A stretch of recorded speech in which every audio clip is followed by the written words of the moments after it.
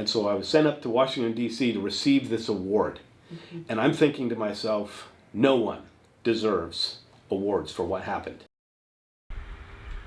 Welcome back to Vetted, the podcast where we delve into the authentic stories, challenges, and triumphs that affect the military and veteran communities and their families, and those who seek to provide them resources and services.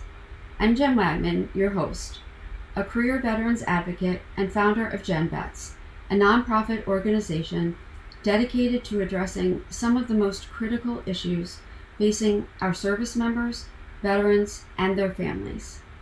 In today's episode, we have the privilege of hosting two remarkable guests, Army veteran Clay Adams and Eva Usadi, a distinguished expert in trauma therapy. Clay Adams served as an infantry and intelligence officer with multiple deployments to Afghanistan. After transitioning from active duty, Clay faced profound personal struggles, including suicidal ideation.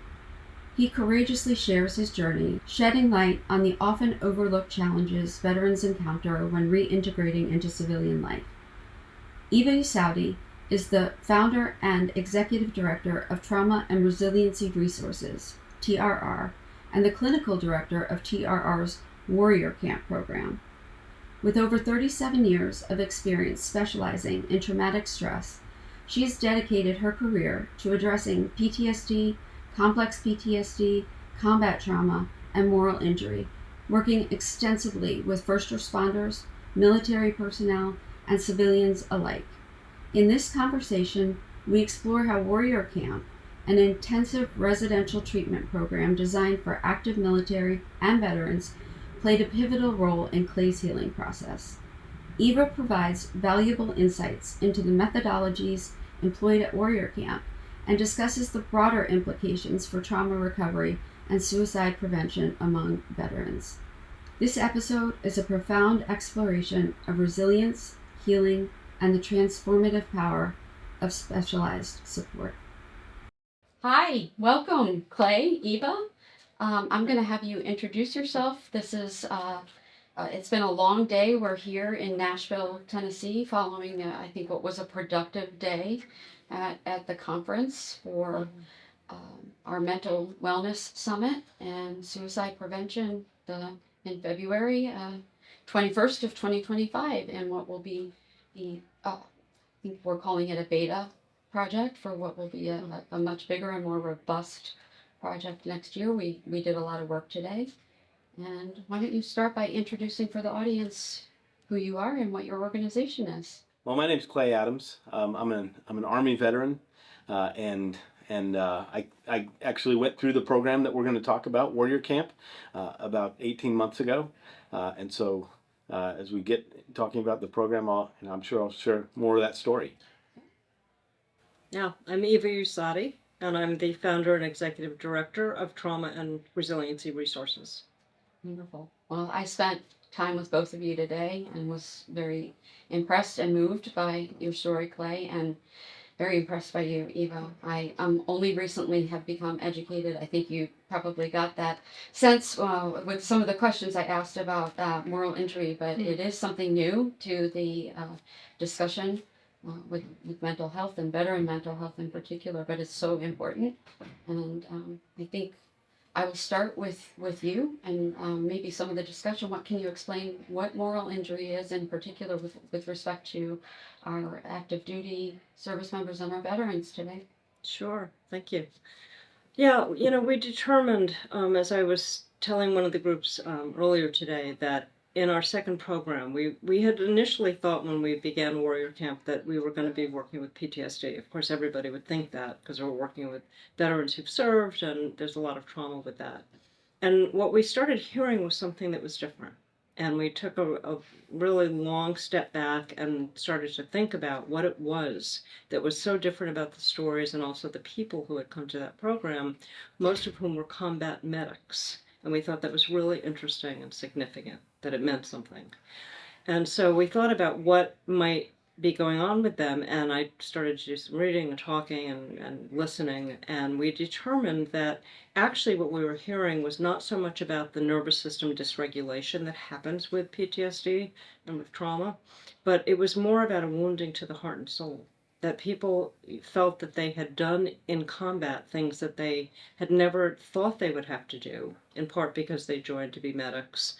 That was just that one group. This has been a consistent theme, though, throughout many years, is that people often are confronted with having to do things that violate a deeply held moral code. And we all know that killing in all religions is actually considered a sin. Mm.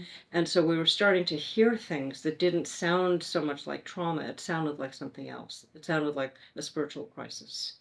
And so that's really what has gone into our definition of moral injury, and in particular military moral injury, which is specific to combat veterans, which is that it is a spiritual and maybe even an existential crisis that can be the consequence of having done things in combat during combat operations, no matter how necessary they are at the time, that actually violate one's moral code.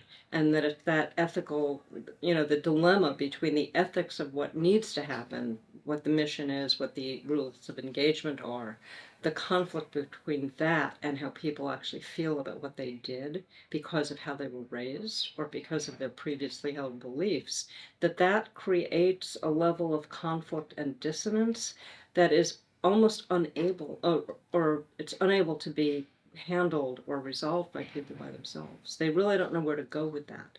With trauma, you can go to a therapist. When you have spiritual questions, you go to your, priest or your rabbi or whoever, is your spiritual leader. And this falls kind of in both realms, and nobody quite knows how to answer it. And so, from the military chaplain perspective, they often tell people, well, you're doing what you're supposed to do. And that doesn't sit right with people because even though they were supposed to do it, it doesn't feel right. Following orders is still not resonating with them when it's against their moral code or what they've been brought up believing is the difference between right and wrong. Is that right? Exactly. And also giving orders. A lot of the people that we work with are people who know that they were responsible for not only individual deaths, but massive deaths. And so that produces some other level of conflict and inner turmoil. And we think that that is very much fueling the military suicide rate, as well as the rate of suicides among veterans. And actually, the U.S. Army chaplaincy agreed with that formulation in that they put out a paper a few years ago that suggested that moral injury was distinct from PTSD, because some people think it's just part of it, and we think it's actually very different. That they said that it's distinct and that it may be fueling the suicide rate. So, and that's in writing.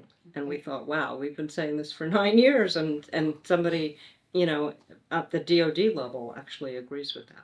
So that brings an interesting point. When we were speaking earlier, your experience, it's 9 years, you've been saying that, you've been doing this for, I think you said 40 years, right? Is that? Well, I've been a therapist for almost 40 years. Oh, okay. So you're a therapist for 40 years. Why is this something that is only now being recognized? Or is it just the evolution of learning about mental wellness within, as we only just in the 80s sort of discovered what PTSD was, right? That's exactly okay. Right. And I think that it is a development, but these themes have been present in the writings dating back 2,500 years. Wow. Okay. These are in the plays of Sophocles, and Sophocles was actually a military general.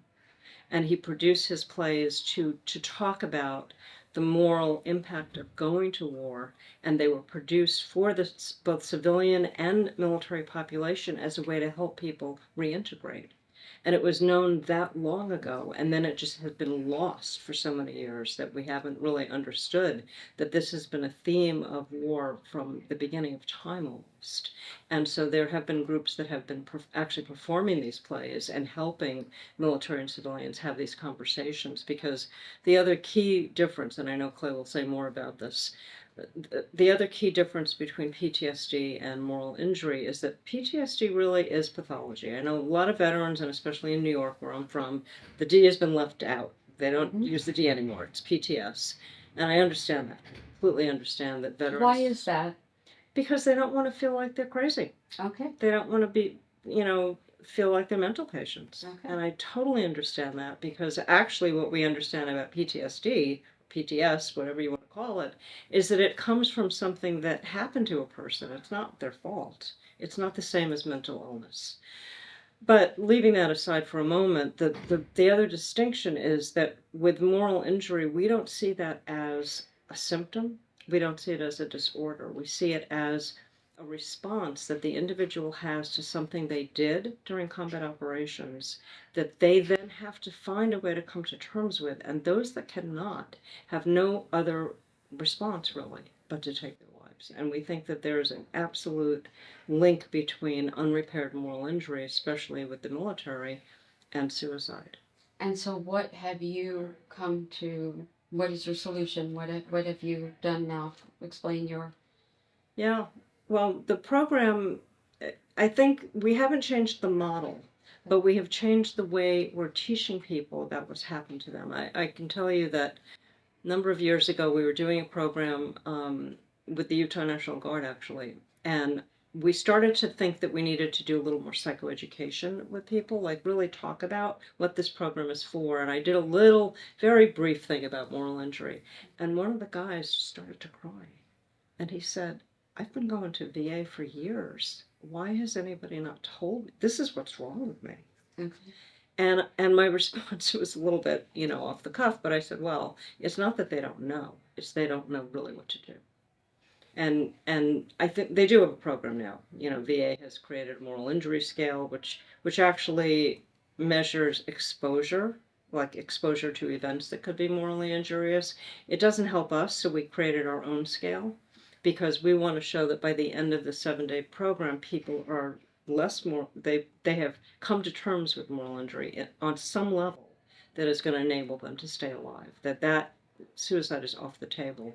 And so our program, what has shifted is not the modalities used, and there are 5 of them, which I can tell you about, but the way that we help people understand what this means. And so we're very direct about it. We know that there's stuff that you did in combat that you've never told anybody, that you probably never think you're going to tell anybody, but this is the thing. This is what it's about, and it's really about telling the truth. Okay. And about having what we call a benevolent witness of people to hear that story without judgment. Because that's the piece that I think gets people into the danger zone with suicide ideation, is they think that nobody else has condemned them from what they did. They've gotten medals, right? They get parades. Mm-hmm. But inside, if you ever look at the picture, it's really a heartbreaking picture to me. I won't remember his name at this moment, I'm sure you know, but there was somebody who was being given the Medal of Honor by President Obama, and the look on his face was just utter, it was grief. It wasn't pride, even though people are very proud of what they did, but he looked like he was being actually hurt by that, by taking on that medal. And so I think that that's the piece that we keep missing, is that if people feel that what they've done is bad, and the words they use to describe it, I'm evil, I've sinned, I will be condemned by anyone who knows what I did, and I don't deserve to live. And if that's how people feel, and we can't help them, through that, if nobody hears that, and instead they're getting commended and medals, but they feel that they need to be punished, what other choice do they have? They punish themselves. And so we think that is really what happens in the thought process and the feeling process. And you can speak much more personally to So it's interesting that you bring up the medals specifically, because for me, that's when I hit a low point, was receiving a medal. So my experience, I was in the Army as an infantry officer, then an intelligence officer. I started going out to Afghanistan in 2003, and never stopped. I continued to cover the war in Afghanistan. I got out of the Army in 2010 so that I could continue to cover the war in Afghanistan as a civilian intelligence professional, and then followed the war closely, deployed 8 times, spent 5 years in Afghanistan advising the senior generals who were running the war, and then was was leading the team of intelligence professionals that was supporting the commander of U.S. Central Command when Kabul collapsed, and he was trying to lead this extraction of our forces and 120,000 non-combatants from Kabul. And so that was an incredibly difficult experience to go through, while having to shelve the emotion that I felt. This was my life's work, as you could say, and I had invested a lot of personal energy and sacrifice. I'd spent time away from my family. I was so optimistic about what we were doing, and then to watch it all fall apart so quickly and in the way that it did. Was that the first time that you experienced this sort of conflict internally? Oh, no. Okay. I had been to counselors at various points in the 10 to 12 years preceding the withdrawal. Okay. Some of it was due specifically to events that were traumatic. Had been treated for PTSD, but I continued to feel this just awful grief about the war, especially towards the end. And I was looking back and having to question. I advised these generals on all these things that were happening. I was writing intelligence products that were going to leaders in the Pentagon and to the White House, and I'm looking back at all of those things, going, what did I do? Okay. You know, the things that I was advising, the things that I was writing, informed decisions that prolonged the conflict. It informed the decisions that led to the surge in Afghanistan. One of the most awful experiences for me happened in 2013. It was my very first time going to a VA medical center just to get in their system. And at the medical center in Tampa, they had an OIF clinic specifically for veterans from that era. And so I went in and was sitting in the waiting room, waiting to see the doctor, and I'm surrounded by horribly injured veterans. Veterans who were missing limbs, veterans who had been so traumatically injured, were really in a vegetative state, and they're there with their parents. And I'm looking at these veterans in this waiting room, thinking, I'm sitting here whole. And how much of this suffering am I responsible for, and how much suffering is there out there that I've never even seen, and on both sides of the conflict. And so it was those kinds of experiences, even in 2013, that just multiplied and magnified over the years. And so 2 years after the withdrawal from Afghanistan, I find out that our team is being awarded a medal from the Director of National Intelligence for the work that we did during the withdrawal from Afghanistan. And so I was sent up to Washington, D.C. to receive this award. Mm-hmm. And I'm thinking to myself, no one deserves awards for what happened. Mm-hmm. How can I possibly go and receive this award? And I tried to refuse. And was basically told, no, you led the team, and you should be the one to go and receive the award. I went up to D.C., and the morning of the award ceremony, I actually went to Arlington. I went to Section 60, where the veterans of this era are the dead from this era are primarily buried, and I apologized that I was receiving this award. And it was 2 days later that I checked myself into the VA Medical Center, because I knew that if I waited much longer, I would no longer be here. So I came out of the hospital 5 days later. I went to see my therapist at the vet center, and I said, I don't know what I need, but I need more than the meds that I've just been given. And she started calling all these residential treatment programs around the country to try to get me in. Most of them had long wait lists. Some of them said, if you're just coming out of the hospital, there's nothing we'll do for you until 90 days after you're out of the hospital. Then we got Eva on the phone, and I talked to her right there in my therapist's office, and she said, our program exists to keep veterans from taking their lives. So if you're suicidal, this is where you belong. She said, we have a program starting in 4 days. Can you be here? So I was there within 4 days of leaving the hospital.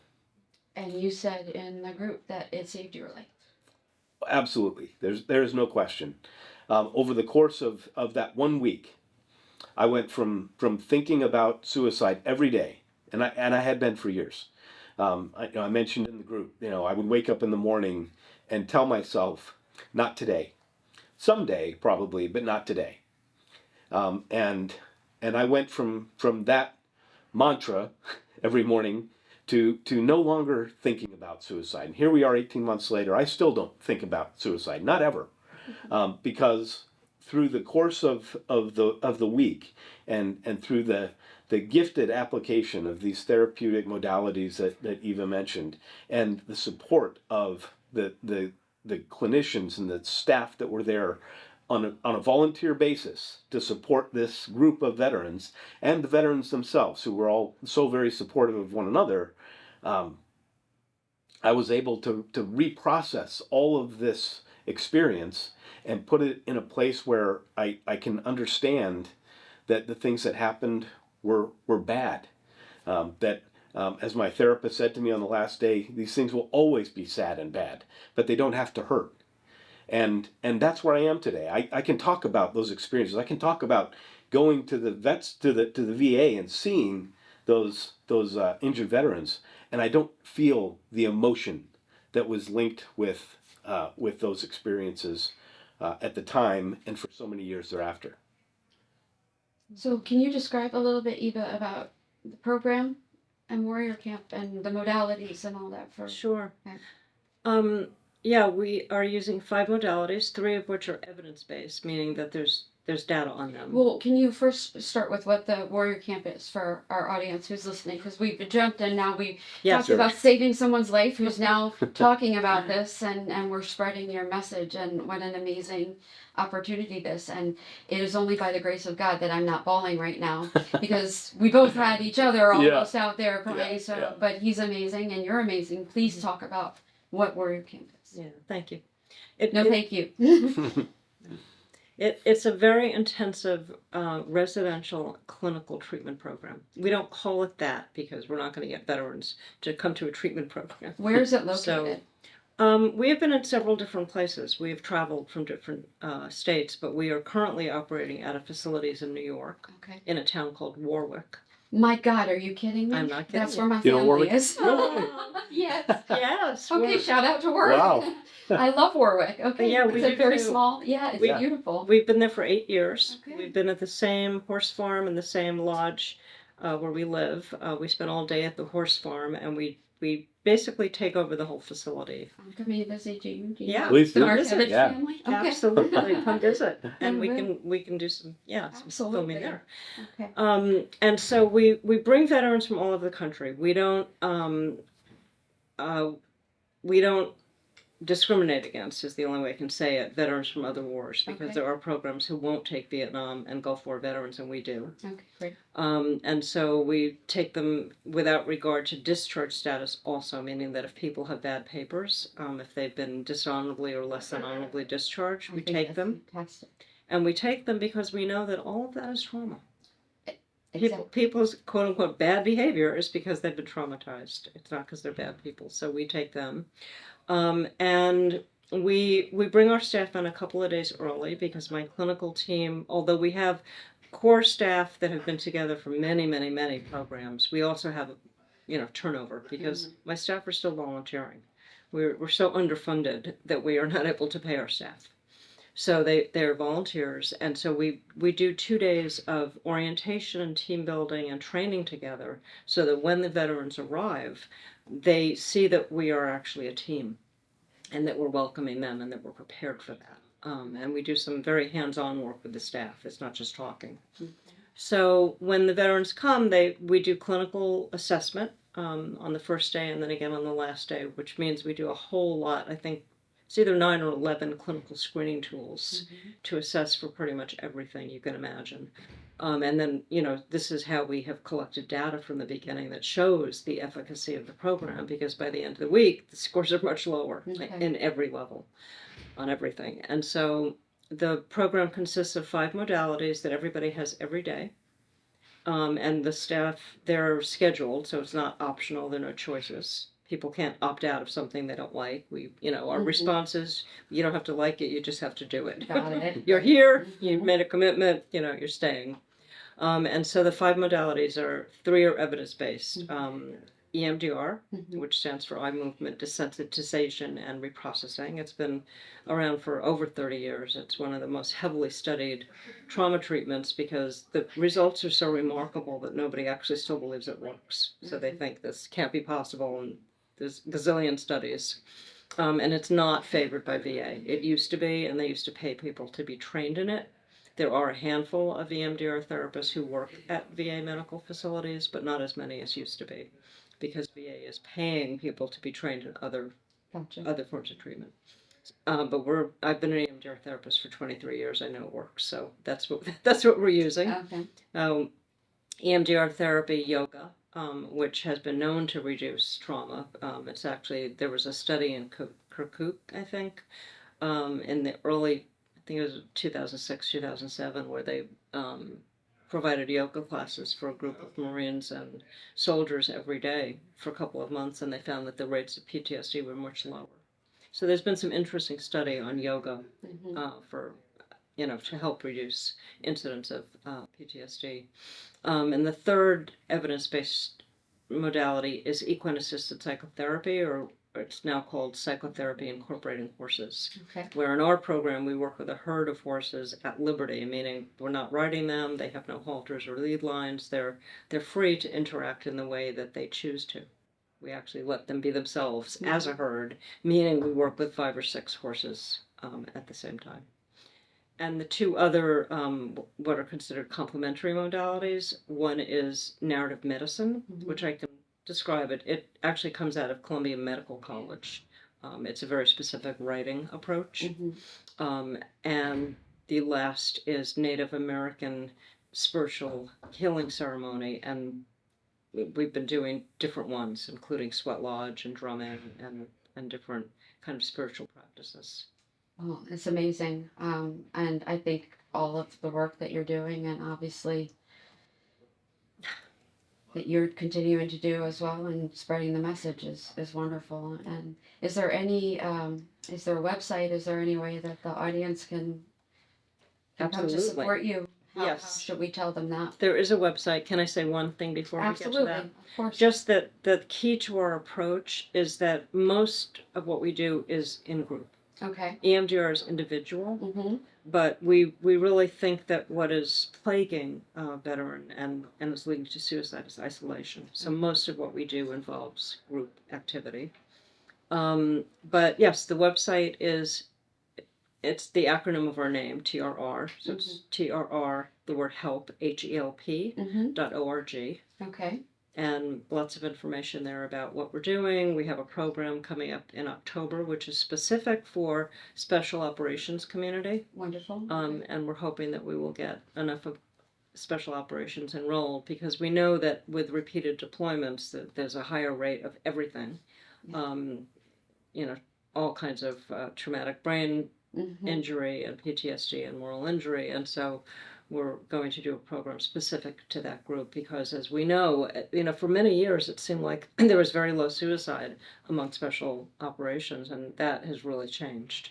There's a very high suicide rate right now. And so I think I expressed to you one of the concerns that I have within my own organization, and one of the concentrations I have is what the effect is going to be on the family, the children, the spouses of those who were deployed multiple times and for extended periods of time. We haven't seen anything like that prior to the last 20 years. So what is the effect of that going to be? We have no idea. And so that's something I'm concerned about in particular studying. But I hope you'll come back on. Maybe we can you come to me with something you'd like to talk about specifically, and back, and we'll schedule some more time together. or you come to visit. I Come to Warwick. That's not this summer for sure. Or Well, spring. I'll send you the dates. We'll be there in October for our program. When's the next program you're going? It's October, so you won't do it. Then Absolutely. Awesome. The fall? Are you kidding me? It's Yeah, gonna be the gorgeous best time. there. Yes, You can I'm get there. all the apples you want. I am there. It's the apple capital of the United States. Well, thank you so much for both of you for being Thank here you. with me.